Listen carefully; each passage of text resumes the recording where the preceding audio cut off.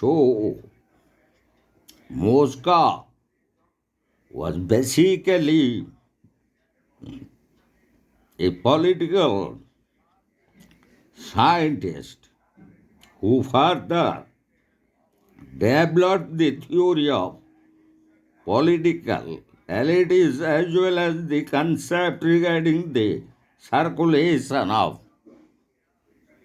elites in his major work, The Ruling Class, where he elaborately described about the very concept regarding circulation of elites and which was by which he strongly repudiating the classification of governments into monarchy, aristocracy, and democracy, which Aristotle had initiated.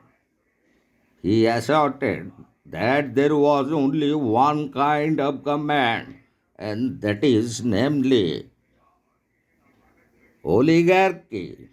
So, according to Mosca, in all societies, from societies that are very merely developed and have barely attained the drawings of civilization, down to the most advanced and powerful societies, there were only two classes of people appear. So, the class that rules and the class that is ruled. So, the first class, always the less numerous, performs all political functions, monopolizes power, and enjoys the advantages that power brings. Whereas the second one, that is the class that is ruled, the more numerous class, is directed and controlled by the first class, that is the class that rules, in a manner that is now more or less legal, now more or less arbitrary and violent, as Mosca presented his theory of political elites in his work, The Ruling Class. So, like Pareto, Mosca also believed in the theory of circulation of elites. The distinguishing character of elite bring the aptitude to command and to exercise political control. Once the ruling class loses this aptitude, and people outside in ruling class cultivate it in large numbers, there is every possibility that the old ruling class will be deposed and replaced by the new one. Mosca believes in a kind of law that the governing elite in course of time is not able to provide the necessary services to the masses, or the services they continue to provide are no longer regarded as valuable, or a new religion arises, or some similar changes take place in the social forces pervading the society, and that in such case change becomes inevitable, as Mosca explained in his theory of political elites in his work, The Ruling Class. So, in that connection, Mosca takes up not only the psychological reasons for the change, as Pareto had done, as because Pareto was a sociologist and a psychologist. but also the sociological reasons is able to establish some relationship between the changes in social circumstances and individual characteristics. New interests and ideals are formulated in society. New problems arise, and the process of circulation of elites is accelerated. Mosca also is not so critical of idealism and humanitarianism as Pareto did, and has a somewhat modest view of the use of force. He prefers a mobile society and change through persuasion. He also advised the governing elite to bring about gradual alteration in the political system in order to make it conform to changes in the public opinion.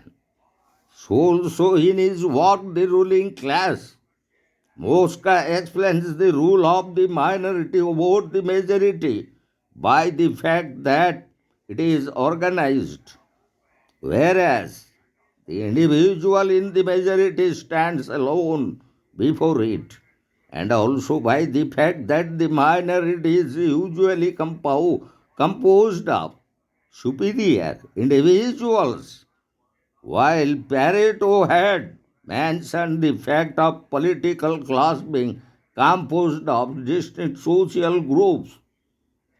Mosca examines more closely the composition of the elite and recognizes the role of certain social forces.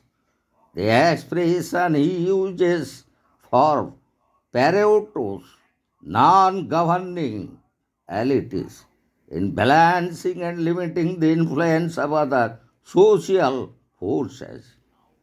Mosca introduces the concept of the sub-elite and composed practically of the whole new middle class as sub-elite, the class of civil servants, managers of industries, scientists, and scholars, and treats it as a vital element in the government of society. The stability of any political organization, Mosca writes in his work, The Ruling Class depends on the level of morality, intelligence, and activity that this second stratum has attained.